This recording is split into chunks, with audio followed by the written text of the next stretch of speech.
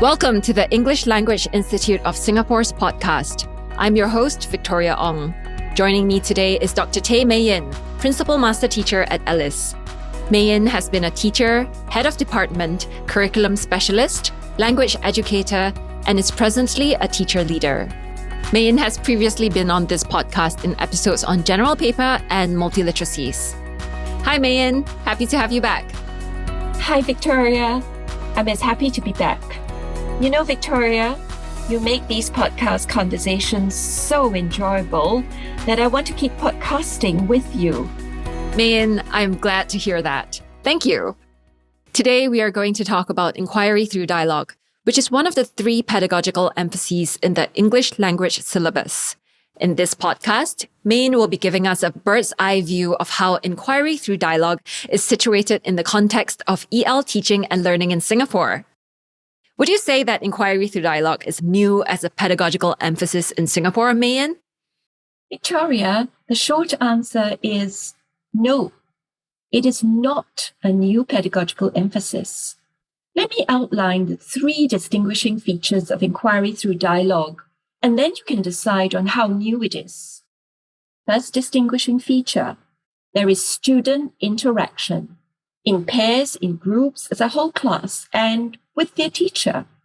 Students use listening, speaking, and oral interaction learner strategies and skills that they have been taught and have learned to enhance the quality of their interaction. Second distinguishing feature, there is student collaboration. Students collaborate to generate possibilities, build on one another's ideas by making each other's reasoning visible, and evaluate the ideas that they co-generate. Third distinguishing feature, there is knowledge construction by students. By knowledge construction, I mean that students collaboratively generate and respond to questions. They use a range of appropriate learner strategies to gather, evaluate, and select the relevant information and ideas.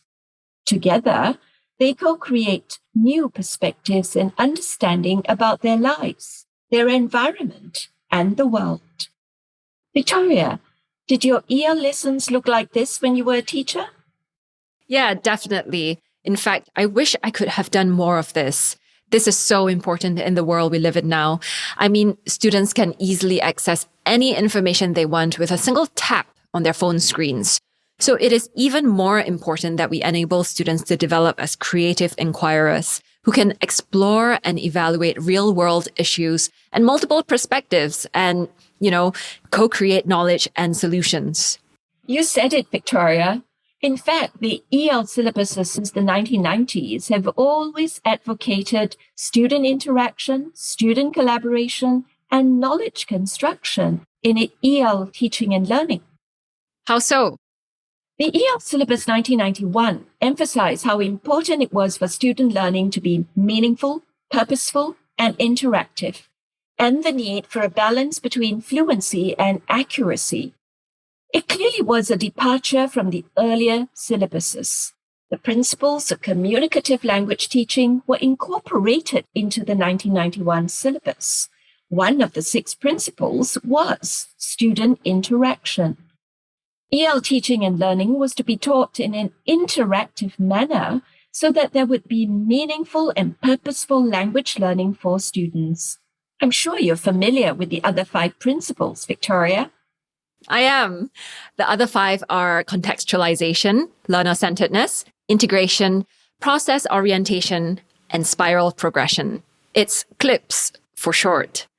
And what about the syllabuses that came after the 1991 syllabus? How did they continue to advocate student interaction, student collaboration, and knowledge construction in English language teaching and learning? The EL Syllabus 2001 built on the EL Syllabus 1991. The 6 principles, including student interaction, continued to be emphasized.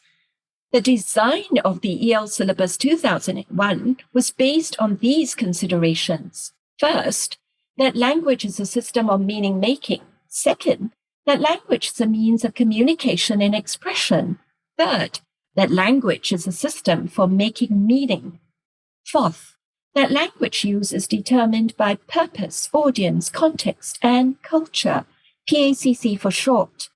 And fifth, that language has grammar and linguistic structures and patterns that can be used to create various types of texts. Furthermore, the EL Syllabus 2001 used areas of language use as the organizational framework for language learning. One of the 3 areas of language use was language for social interaction. This signaled the importance of the need for teachers to organize learning experiences which emphasize student interaction, collaboration, and knowledge construction. Oh, it looks like there has been a continued emphasis on student interaction, student collaboration, and knowledge construction advocated in the EL syllabuses 1991 and 2001. What about the EL syllabus 2010? The 6 principles of EL teaching and learning continue to be advocated in EL Syllabus 2010.